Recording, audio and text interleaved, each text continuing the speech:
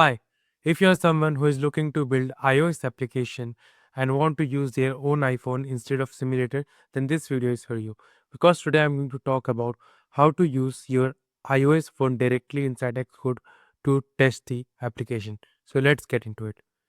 So you can see I have opened one Xcode project in which I have already run an application. If you're following my iOS series, you know how this application is built. So if I just do this iPhone 16, it is a simulator, and if I run this application, it will run on its own. But what I will do, I will change manage run destination, and I will.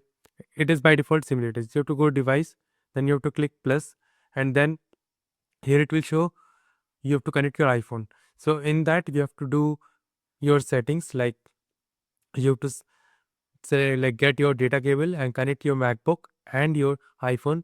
Then it will show a pop-up and it will ask to enable developer mode. So I have iPhone mirroring open. So let me go to settings, and here you can go to something called settings and privacy. Okay, this is how it works. So privacy and security, and here in the below you can see developer mode. Right now it is on for me, but it was off, and you need to on it, and it will restart the phone, and it will again ask the permission. It will download all the cache and all, and after that you're good to go. Your device will be set up and you're done. Now right now I have not connected this in my USB cable. Right now it is connected only using Wi-Fi. So you can see this globe sign, that means it is connected over Wi-Fi. So you just have to do that particular thing once, and it will be done for you. So it gives you console, recent logs, screenshot, and destination. So we will do here, we will choose our own iPhone destination. It gives a version, like right now I have not updated my iPhone 16 to iOS 26, so that's why this gives me an issue. So let's try to run this application, and if it doesn't work, I will just lower the OS version. So you can see it gives me here. So let me just lower the OS version. So let me go here. Now here from here I have to choose something called OS version, and I will choose 18, and I will choose 0. So if I do this one now, if I try to run this application, it will run the application in my iPhone itself. So let me open the iPhone mirroring and go here. So I can see iPhone, and I can do management destination, and it will open. Now if I do open console, it will open the console for me to see all the messages. So if I do start streaming, the streaming is on, and you can see what exactly it is running. So right now my failed to install the application on device.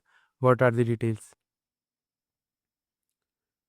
Okay, so it is right now giving me an error. Require a new version of iOS. So you need to update the iPhone to iOS 26 to install this application.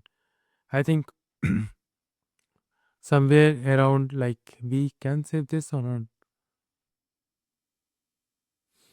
So you can see I got the error, and here it is different error, I think. Just do this one and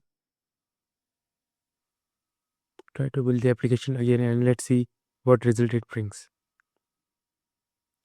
So you can see again the error is failed to install the app on the device, and build was succeeded again. So it is a particular issue of my iOS version, I think.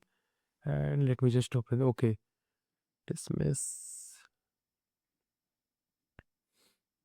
So I think installation was not done correctly, and that's why it is throwing me an error. Device management. I think VPN. Can you see? Yep, this one. Okay, it is in general. So sign into work or school account, developer app, trust. Obviously, trust this one, but I don't have the application here directly. So I need to see whether it will open the application or not.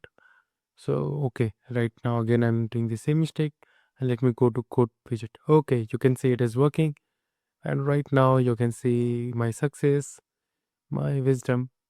Obviously I didn't give the right API key, that's why you can see the server 400 error.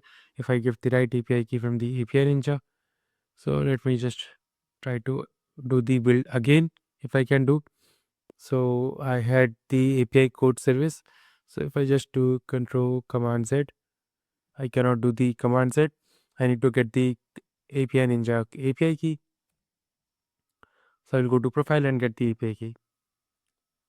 And we will paste that API key to understand whether our iOS actually using the network connection or not. So we'll copy this one and we will go to Xcode and we will paste it here and we will build this again. And now let's see what final result we get after this. So I think it is installing right now. You can see this here. Now it is installed. Now if I open this application, if I go to discover, it should work perfectly and you can see that. And this is the services. Okay. Like this is the default behavior. And if I go to wisdom, it fetches the wisdom code. Now if I write any code, you have to keep doing work no matter your feelings and commitments. Now if I save this code and let's see whether our widget catches this one. So how to add widgets in iOS. So if I click this one, can I add widget? Edit. Okay, I can add widget. Now I need to search my code widget. Okay, I can see the code widget. Now it asks me what type of widget do I want.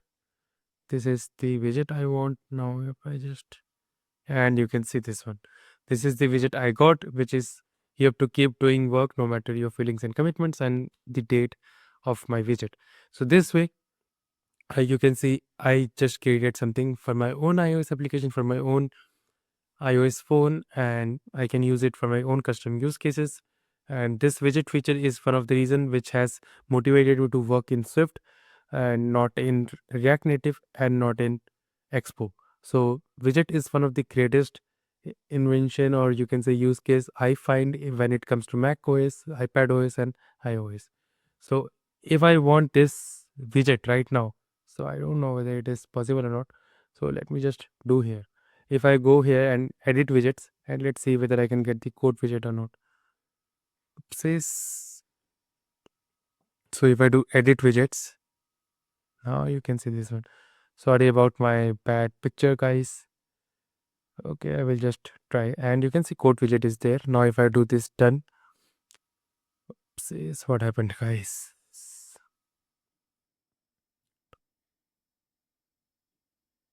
So let me just open a new window and let me just add widget here. Edit widgets. I will get my widget here and I need to get my code widget. This one. And I need to get this one and you can see. Now my iOS, iPad and my macOS all are synced because I've created widget. I've linked it not in the iOS simulator, I have linked it in the macOS application. Sorry, not in the, I have linked it directly in my iPhone, which you can see like this particular screen. Like this is the iPhone I'm using right now, and like the iPhone mirroring was working. Now if I open this application and I just show you whether this is the application I'm using or not, so you can see this widget as well. So you can see this is the widget I am using right now.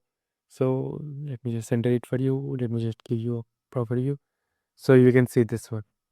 And this is how it really works. Now if I do again connect it, iPhone mirroring will work. So these are the reason why I'm using an iPhone, not a simulator, because you can test end to end completely and check all these things. So this is the update which I wanted to give you. I know the video got a little bit long for a normal video where you just need to connect your iPhone to Xcode, but I just wanted to give you a whole use case why your iPhone is very needed when you're building iOS applications using Swift. So I will see you in the next video. Till then, take care and bye.